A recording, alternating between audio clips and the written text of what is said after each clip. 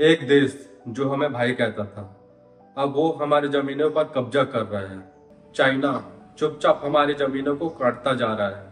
लद्दाख में हजारों एकड़ जमीन अब हमारे नियंत्रण में नहीं है।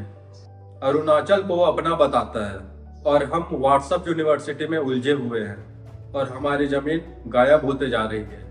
2020 के बाद चाइना ने बहुत सारे पेट्रोलिंग पॉइंट्स पर कब्जा कर लिया है। एलएसी अब सिर्फ लैंड नहीं, एक डर बन चुका है।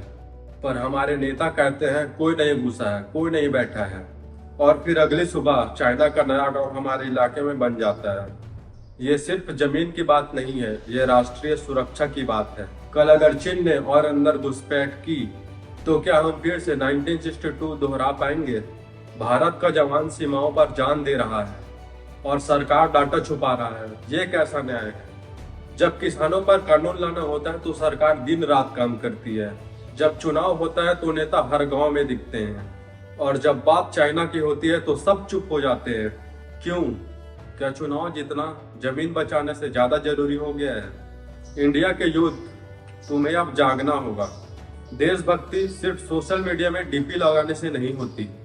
देशभक्ति है जब तुम सवाल पूछो, मेरा जमीन कहाँ गया, मेरा सेना किसके लिए लड़ रहा है, और सरकार जवाब क्यों नहीं दे रही।